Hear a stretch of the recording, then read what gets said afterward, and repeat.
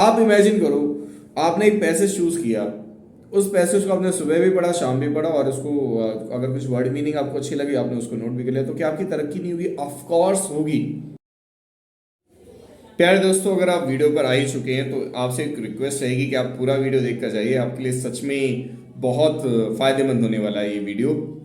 मैं इस वीडियो में शेयर करने जा रहा हूँ आपकी रिलेटेड जितनी भी क्वायरीज हैं उनका सॉल्यूशन, जितनी भी समस्याएं हैं उनका उनका समाधान, और आशा करता हूँ आप बहुत कुछ बेहतर यहाँ से सीख कर जाएंगे। तो चलिए, लेट्स स्टार्ट।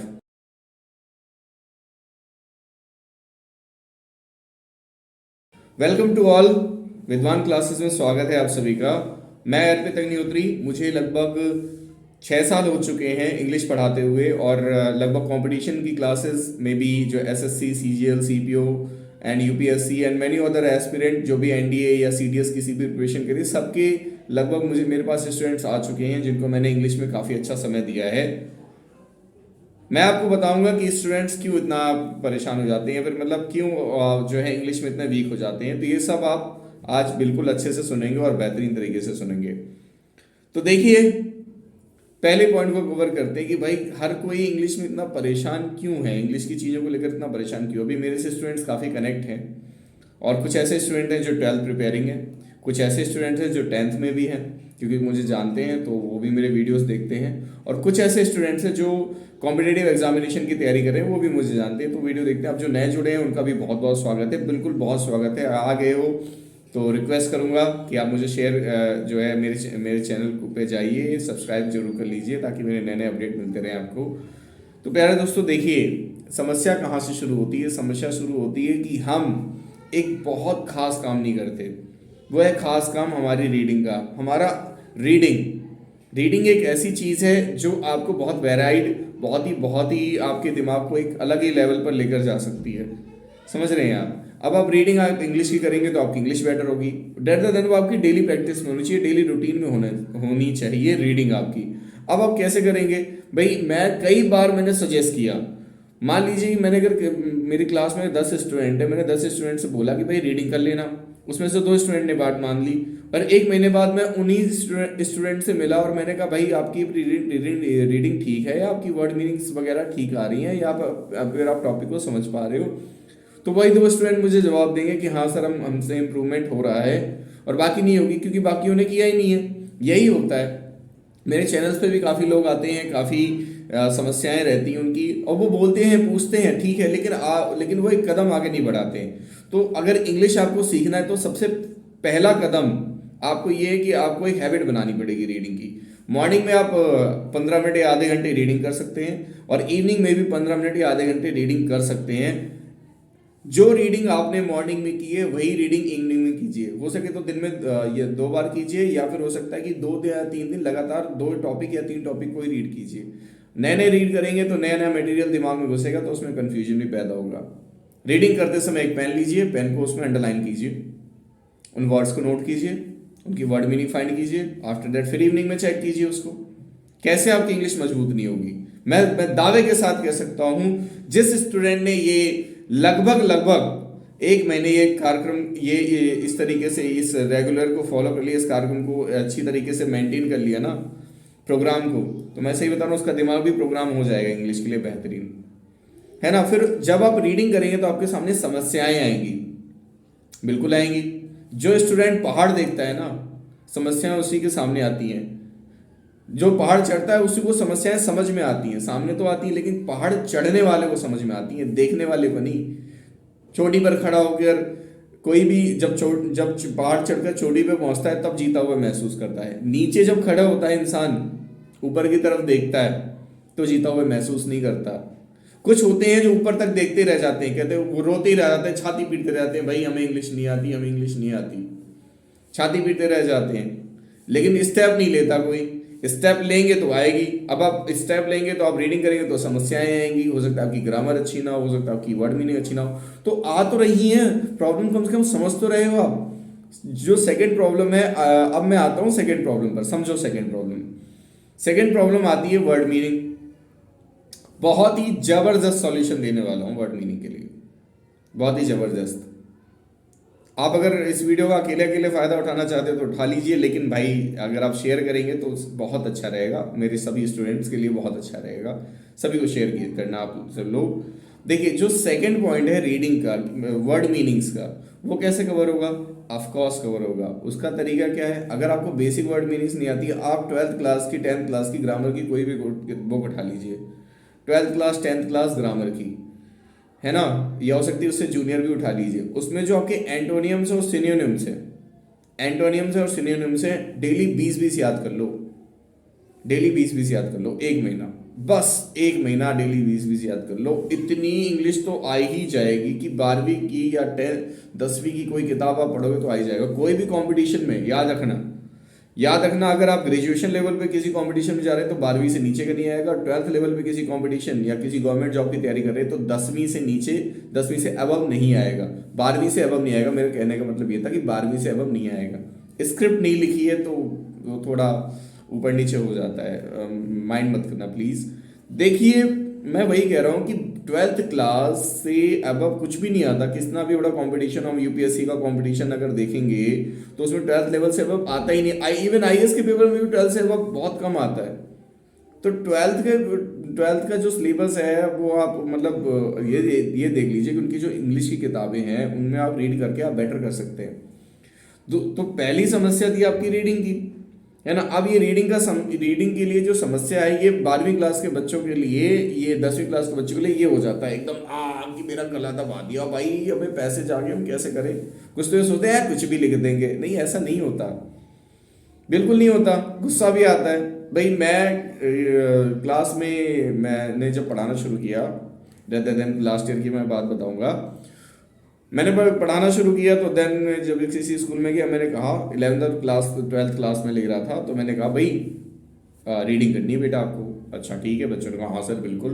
तो जो जो उसमें कई बच्चों ने किया, लगभग 2-3 दिन किया, फिर वो बैठ गए। आदत ही नहीं बनाई। एक महीने बाद कहा किसने रीडिंग करी? क्लास में 50 बच्चे थे, मात्र मात्र मात्र 2% से भी कम बच्चे, समझ रहे हो आप, 2% ही बच्चों ने तैयारी की, मतलब वो रीडिंग कर रहे थे। लगभग 2 से 3 ऐसे बच्चे थे जो कह रहे थे सर हाँ हमने किया है, ठीक है अब आ रहा है समथिंग, समझ रहे हैं आप, 2 या 3%। अब मैं कैसे कहूँ कि भाई ये बच्चे हमारे अच्छे हैं पढ़ने में, या फिर ये हमारी ये चीज़ें कवर कर लेंगे। अरे यार, आपको बहुत ज़्यादा प्रयास तो नहीं, इतना ज़्यादा प्रयास भी नहीं करना। आपको एक इंग्लिश के सब्जेक्ट के साथ हमारी ये कि हमें हैबिट बनानी पड़ती है, आपको हैबिट ही बनानी पड़ेगी। हैबिट बनाइए, प्रॉपर हैबिट बनाइए कि मैं सुबह उठूंगा और मैं एक पैसेज पढ़ूंगा और उस पैसेज को सॉल्व करूंगा। हार्डली अगर आपके पास एक पैसेज में करने में 15 मिनट आपको लगने चाहिए मैक्सिमम, मैक्सिमम मिनिमम 10 मिनट या 7 या 8 मिनट में मैं पैसेज आपको करना आना चाहिए। ट्रांसलेशन के पीछे क्यों भागते हो? अंडरस्टैंडिंग के पीछे भागो, ट्रांसलेशन के पीछे क्यों भागते हो? कंपटीशन वाले और 12th वाले और 10th वाले ध्यान से सुन लो, सुन रहे हो तो ध्यान से सुन लो। पैसेज में कंपटीशन के पीछे मत भागो, पैसेज में ये ट्रांसलेशन के पीछे मत भागो। आई रिपीट, पैसेज में ट्रांसलेशन के पीछे मत भागो, पैसेज में अंडर के पीछे भागो। क्वेश्चन आंसर को रीड करो। आप इमेजिन करो, आपने एक पैसेज चूज किया, उस पैसेज को आपने सुबह भी पढ़ा, शाम भी पढ़ा, और उसको अगर कुछ वर्ड मीनिंग आपको अच्छी लगी आपने उसको नोट भी कर लिया, तो क्या आपकी तरक्की नहीं होगी? ऑफ कोर्स होगी, जबरदस्त होगी। समझ पा रहे हैं आप? रीडिंग बहुत ज़रूरी है। वोकैबुलरी के लिए आपको बता चुका हूँ, एंटोनियम सिनोनिम्स रट्टा मार लीजिए, बहुत ज़्यादा बेनिफिट है। और आप रीडिंग और एंटोनियम सिनोनिम्स जब मारेंगे तो ये चीज़ें कंबाइन होंगी और आपके दिमाग में फीड भी होंगी, आप भूलेंगे नहीं। अगर आप एक काम करेंगे तो जैसे आपने वर्ड मीनिंग रट्टा मार ली तो आपने फिर रीडिंग नहीं करी तो वो फिर यूज़ में नहीं आएगी। अब आप मान लीजिए कि आपने नया वर्ड पढ़ा, मान लीजिए कि आपने कोई नया वर्ड में पढ़ा, जैसे नॉस्टैल्जिया। नॉस्टैल्जिया मतलब होता है पुरानी यादें। अब आपने क्या किया, ये वर्ड अपने दिमाग में याद कर लिया, 2 दिन आपको याद रहा, लेकिन आपने कोई रीडिंग की, कुछ ऐसी रीडिंग नहीं करी जिसमें वो वर्ड आपको मिला ही नहीं, है ना। हो सकता है कि मतलब मैं कुछ वर्ड मीन्स बात करूँ, जरूरी कि वो वर्ड आपको अगर आपको रीडिंग में मिल जाए, आपने कुछ ऐसा रीड किया तो दिमाग में छप गया वो, क्योंकि आपको वो याद था वर्ड। ऐसे ही तो काम करेगा। मतलब आप रीडिंग फिर वर्ड मीनिंग ये भी तो देखना है आपको। मैं पूरा शेड्यूल में बता दूंगा कि कैसे कैसे आप पूरे दिन में कर सकते हैं। तीसरी सबसे चीज है खास, ग्रामर। देखो, ग्रामर नीड के हिसाब से चाहिए आपको। अगर आप 12th क्लास में हैं, ग्रामर की कोई नीड नहीं आपको। हाँ, टेंस में जैसे टेंस और एक्टिव पैसिव, टेंस और एक्टिव पैसिव 12th क्लास वाले बच्चों को बस इतना ही चाहिए, उससे ज़्यादा उन्हें नहीं चाहिए। अगर आप कंपटीशन में ग्रामर रट लो, ग्रामर दिल में छोड़ो, दिमाग में जबरदस्त घुसा लो कि हम पहले, और ये रोना छोड़ दो कि भाई मैं हमें आती नहीं है।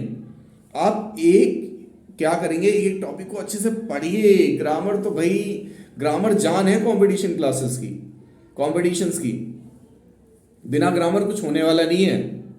ये समझ लीजिए कि आपको कंपटीशन में एक एक चीज चिपक के मिलती है। जैसे मैं कहूँगा कि जैसे मैंने बोला he is junior than me, अब जैसे किसी के साथ कंपेयर करते हैं तो देन लगाते हैं, लेकिन जूनियर और सीनियर के साथ देन नहीं लगाते, जूनियर और सीनियर के साथ टू लगाते हैं। He is junior to me, he is senior to me. अब मैंने अगर बोला he is stronger than me, तो तब देन लगाएंगे, he is stronger than me. समझ रहे हैं? और जूनियर और सीनियर के साथ नियम है कि टू ही लगाना है। तो रूल्स आपको चिपकाने पड़ेंगे दिमाग में कॉम्पिटिशन के लिए। SSC, CGL, CPO, MTS, CHSL, जितने के भी बच्चे हैं यहाँ पर मेरी ये वीडियो देख रहे हैं, बहुत सही जगह हो। आपको ग्रामर अपने दिमाग में मतलब हिट करनी पड़ेगी बार बार, मतलब उसका रिवीजन ही एक सॉल्यूशन है। एक बुक मैं आपको सजेस्ट करूंगा, आप उस बुक को 4 बार पढ़िएगा। बुक का नाम है, ये बुक अगर 12th वाले बच्चे भी लेना चाहें एनडीए वगैरह के लिए बहुत बहुत बेहतरीन, मतलब एनडीए का ज़्यादातर सिलेबस ही बुक से आएगा। बुक का नाम है a mirror of common errors. A mirror of common errors. पढ़ने बैठिए, एक बार खत्म कीजिए, 2 बार खत्म कीजिए। अगर आप 3 बार उस बुक को खत्म कर सकते हैं, आप कोई भी कंपटीशन, आपकी ग्रामर आपको परेशान नहीं करेगी किसी कंपटीशन में। करके देख लीजिए। अरे हिम्मत दिखाओ, मेहनत करो, है ना। वो विवेकानंद जी कहते हैं ना, arise awake and don't be wait until you reach your goal. तो विवेकानंद की उसी बात को इंस्पिरेशन हमारे अंदर लेकर है। एक तो पता है, ये बहुत ज्यादा माइंड गीक हो गया है हमारे बच्चों का, है ना, हमारे स्टूडेंट्स का, कि मतलब पता नहीं कुछ भी अनाप शनाप देखते रहते हैं। कहाँ से एनर्जी आएगी माइंड में, कहाँ से एनर्जी आएगी, है ना। एक्सरसाइज आपको करनी नहीं है, एक्सरसाइज आपको करनी नहीं है, अच्छा खाना आपको भोजन लेना नहीं, बाहर का उल्टा सीधा खाना है, ध्यान आप लगाते नहीं हो, किताबों में मन लगता नहीं है, और यूट्यूब पे शॉर्ट्स देखते रहते हो। कहाँ से एनर्जी आएगी, कहाँ से आपका माइंड स्ट्रांग होगा, मुझे बताइए आप। कहाँ से एनर्जी आएगी? बिल्कुल नहीं आएगी। अरे एक्टिविटी अपनी लाइफ में कुछ रखो जो आपके माइंड को एक्टिव करे। अच्छा खाते भी तो नहीं हो तुम लोग, और ना ही आपका शेड्यूल है। बिल्कुल, अरे करो, अब करोगे तो आपको फायदा मिलेगा, ऑफ कोर्स बेनिफिट मिलेगा। हमारे सरकारी नौकरी की तैयारी करने वाले जो भी देख रहे हैं भाई, बिल्कुल मिलेगी। 1 साल बाद, 2 साल बाद तुम्हें ही नौकरी मिलेगी। तुम्हारे जैसे लोगों की तो तलाश है। 12वीं वालों 90 नंबर, 99 नंबर लेकर आओगे तुम लोग, क्यों नहीं लाओगे? अरे लाओगे, अभी से जुट जाओ। बहुत ईजी, बहुत टर्म 2 के पेपर इतने ज़्यादा टफ नहीं आने वाले, इतने ज़्यादा टफ नहीं आएंगे। अपनी कमजोरी का लांछन किसी बोर्ड पर या किसी टीचर पे मत लगाओ। कब तक लगाते रहोगे? रिजल्ट तो तुम्हारा ही है। तुमने एक बार लांछन लगाया, उसको घंटा भर कुछ नहीं पड़ेगा, ना स्कूल वाले को कोई फर्क पड़ेगा और ना ही टीचर्स को कोई फर्क पड़ेगा। फर्क तुम्हें ही पड़ेगा, क्योंकि तुम्हारा रिजल्ट हर जगह वही दिखाया जाएगा। माय डियर स्टूडेंट्स, आपके लिए मैं काफी प्रयास कर रहा हूं, आप मेरे साथ कोऑपरेट कीजिए, बहुत अच्छा रहेगा। एक कहानी मैं सुनाता हूँ, ये कहानी विश्वास की है। समझ पा रहे हैं आप? ये मेरे जो स्टूडेंट्स हैं जो मुझसे ऑफलाइन क्लासेस लेते हैं, उनको पता है मेरी ये कहानी, और मैंने समझाया भी था। द स्टोरी इज, एक बार आचार्य चाणक्य, जो बहुत ही वैरिड, बहुत ही बेहतरीन टीचर, आचार्य चाणक्य, उन्होंने क्या किया, अपने शिष्यों को एक बांस की टोकरी दी, एक बांस की टोकरी दी। उस बांस की टोकरी में छेद था, उसमें छोटे छोटे छेद थे, और कहा कि जाओ इसमें पानी भर के लाओ। अब उनकी बात को कोई टाल नहीं सकता था, तो सभी लोग चले गए। लेकिन वो कह रहे थे कि पता नहीं कैसा काम दिया है, पता नहीं हो पाएगा नहीं हो पाएगा, पर वो गए। उसमें से कुछ लोग पहले ही वापस लौट आए, 1-2 बार ट्राई किया, वापस लौट आए, 1-2 बार ट्राई किया, वापस लौट आ गए। बाकी एक बचा उनका शिष्य। उन्होंने कहा, आचार्य ने कहा है, कुछ ना कुछ तो होगा, बेहतरीन होगा। उसको बिलीव था, विश्वास था, और हुआ भी वही। टोकरी में जो छेद थे वो बांस के लकड़ी के बार बार जो है पानी में डालने से फूल गए थे और छेद भर गए थे। और उसी टोकरी में वो पानी लेकर आया। क्या समझ रहे हो उस कहानी से? विश्वास। किस पे विश्वास? गुरु पे विश्वास। बहुत बड़ी चीज है। गुरु पे, एक सब्जेक्ट के लिए एक गुरु पे विश्वास कर लो, एक सब्जेक्ट के लिए। उसी में उनसे बोलो, वो आपको हर हमेशा सही रास्ता दिखाएगा। जब मैं 12th क्लास में था, हमारे प्रिंसिपल सर ने हमें बताया था कि जिंदगी में हमेशा टीचर और मम्मी पापा की बातें क्यों माननी चाहिए, जिंदगी में हमेशा पेरेंट्स और टीचर्स की बातें क्यों माननी चाहिए।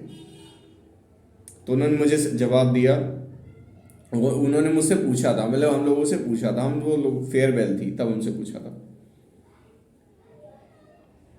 तो जवाब पता है क्या मिला? कि वही हमें किसी ने, बच्चे, किसी स्टूडेंट ने जवाब दिया, मेरे मन में तो आ नहीं रहा था, किसी ने जवाब दिया कि हमारे माता पिता और हमारे पेरेंट्स ही हमें सही रास्ता दिखा देंगे, बाकी सारी दुनिया में गुमराह करेगी। दोस्त कहेगा पी ले भाई, जी ले मौज में, कोई दिक्कत नहीं। अरे सिगरेट के लिए कहेगा, शराब के लिए कहेगा, या तो किसी के लिए कहेगा अरे उसको पटा ले। दोस्त, कभी दोस्त अच्छे भी होते हैं, लेकिन हमारे जीवन में जितनी बुरी घटनाएं होती हैं उसके लिए भी वो जिम्मेदार होते हैं। अब ये कुछ दोस्त मुझे कहेंगे, वही मेरे को गाली देंगे। अरे टीचर्स हैं भाई, टीचरों को ये आदत हो चुकी है, अब तो बेशर्मी निकल चुकी है। सब कुछ तो जो होते पीठ पीछे से सब गाली देते हैं। माय डियर स्टूडेंट्स, मतलब मैं ये बस ऐसे स्लैंग मार रहा था, बट इवन हमारे बच्चे टीचर्स को काफ़ी रिस्पॉन्सिबल मानते हैं और उनकी बातों को भी मानते हैं। जो जो लोग सीरियस हैं वो सच में यहाँ पर मेरा वीडियो देख रहे हैं। I know you are serious and you are watching this video, this is very grateful to me. If you are a serious student, then make your a habit, a good habit, a habit of reading, a habit of notice everything which you have reading, and habit of learning word meanings and learning grammar rules. So it can makes your grammar better, even much better. Habit of reading is very compulsory. See, लगभग मेरे friend circle में लगभग 5 से 6 दोस्त IAS की तैयारी कर रहे हैं। मैं नहीं कर रहा हूँ किसी कारण से। अब होता है सपोर्ट, फैमिली सपोर्ट इतना होना थोड़ा मुश्किल हो जाता है, क्योंकि एक लंबा प्रोसेस है। तो वो आईएएस की प्रिपरेशन कर रहे हैं, और वो आईएएस की प्रिपरेशन लगभग 2-3 साल से कर रहे हैं। और मैंने देखा है कि उनकी रीडिंग काफ़ी मतलब रीडिंग का ही काम है ऑल ओवर। अगर मैं क्वेश्चन पेपर देखूं तो जैसे क्वेश्चन के पेपर जो होता है वो हूबहू वैसे क्वेश्चन आते ही नहीं, बुक से आते ही नहीं है। अंडरस्टैंडिंग एक बहुत मैटर रोल करती है। मैं अगर 12th क्लास के क्वेश्चन पेपर देखूं तो बुक से कोई भी चीज़ें हूबहू बुक से मिलती ही नहीं है। अंडरस्टैंडिंग एक बहुत बड़ी चीज़ है, हम लोग अंडरस्टैंडिंग डेवलप नहीं कर पा रहे हैं। एक तो टीचिंग के, मैं अगर टीचिंग कर रहा हूँ एज ए टीचर, तो मेरे सामने चैलेंज ये सबसे बड़ा होता है। टीचर के सामने सबसे बड़ा चैलेंज होता है बच्चे के अंदर अंडरस्टैंडिंग पैदा करना। अगर हम अंडरस्टैंडिंग पैदा करते हैं तो क्या होता है, एक चैलेंज हो जाता है, काफ़ी चैलेंजिंग हो जाता है ये, है ना। क्या होता है कि एक लेक्चर बोरिंग भी हो सकता है, या फिर सिलेबस भी पीछे छूट सकता है। ये काफ़ी बड़ा चैलेंज है। तो ऐसी समस्याएं हैं हमारे सामने। अंडरस्टैंडिंग डेवलप करने का सबसे खास तरीका है, आप किसी भी सब्जेक्ट में अपनी अंडरस्टैंडिंग अच्छी कर सकते हैं। Only you can read, only your reading makes your understanding better in your subject, either it is a physics, or either that is a commerce, accountant, eco bst and chemistry, biology, and other that the gk gs and current affairs. These are the lot of things. Even these things are much better by your understanding. और understanding कैसे develop होगी? Understanding बताइए कैसे develop होगी? Reading से। जितना ज़्यादा आप ज्ञान किताबों में नोट्स पढ़ने से ही क्या आपका काम हो जाएगा? नहीं होगा। अंडरस्टैंडिंग से काम होगा। सच्चाई तो यही है। आज आप अपने आप को मैनिपुलेट कीजिए, इस चीज को बेटर बनाइए, अपना दिमाग और बुक का कनेक्शन को एस्टेब्लिश कीजिए, और 1 महीने बाद 2 महीने बाद अपने को अच्छे लेवल पे पाइए। This is a very simple thing. आपको प्रोसीजर पता है, लेकिन आप पैसा बर्बाद कर रहे हो। You know the procedure but you are not going to the procedure. पैसा बर्बाद कर रहे हो, कोचिंग जा रहे हो, दौड़ रहे हो, इधर उधर जा रहे हो, फरवरी चल रहा है, वैलेंटाइन डे मना रहे हो। My dear students, please, it's your future. अपने भविष्य को बर्बाद मत कीजिए, अपने टाइम को बर्बाद मत कीजिए, अपने पैसे को बर्बाद मत कीजिए। आपकी अलमारी में जो एक छोटी सी चीज रखी है ना, छोटी सी चीज, जिसमें कई सारे पन्ने हैं जो आपको बेकार लगती है, उसको हर एक पन्ने को लाख पन्ने के बराबर मानो और उसी को ही बार बार रीड करो। एक ही सब्जेक्ट की एक किताब पकड़ लो, बस बार बार रीड करो, बार बार रीड करो, खुद से नोट्स बनाओ, कहीं जाने की जरूरत नहीं है। बेहतर, इतना बेहतरीन, मैं तो आज भी शान से कहता हूँ, मैंने 11th और 12th में कोई ट्यूशन नहीं लिया, आज भी शान से कहता हूँ। और मैं पास हुआ, फर्स्ट डिवीजन पास हुआ, इतने अच्छे मार्क्स मैं शेयर नहीं करूँगा, है ना, फिर कभी शेयर करूँगा। तो माय डियर स्टूडेंट्स, मैं यही सारी बातें कहना चाहता था और मैं आशा करता हूँ ये सारी बातें सुनकर मेरे जो सीरियस स्टूडेंट ने पूरे वीडियो देखा होगा और जो सीरियस स्टूडेंट पूरे वीडियो तक टिके हुए हैं उनको मैं एक यहाँ पर ऑफर दे रहा हूँ कि भाई आपसे मेरा इंटरेक्शन होगा, उस पर जूम पर इंटरेक्शन होगा। मेरा फ़ोन कॉन्टैक्ट नंबर मैंने यहाँ पर मेंशन कर दिया है, आप इस कॉन्टैक्ट नंबर को नोट कर लीजिए और हम मिलेंगे 19 तारीख को, सैटरडे 19 तारीख को हम लोग मिलेंगे दोपहर 2 बजे, 2 या 3 बजे के करीब। मैं आपको बता दूंगा, व्हाट्सअप इन्फॉर्म कर दूंगा। आप लोग सीरियस स्टूडेंट है, आपने मेरा पूरा वीडियो देखा है, इसी वजह से मैं चीज़ें लास्ट में बता रहा हूँ। और मुझे मैसेज जरूर करना if you are a serious student. मैं बहुत ज़्यादा मतलब आप इंग्लिश तो ठीक है, लेकिन आपको भी एक बेहतरीन स्टूडेंट बना दूंगा, ऐसी ऐसी बातें बताकर। समझ रहे हैं आप? चलिए फिर मिलते हैं अगले वीडियो में, तब तक के लिए धन्यवाद। लाइक शेयर सब्सक्राइब जरूर कीजिएगा। धन्यवाद।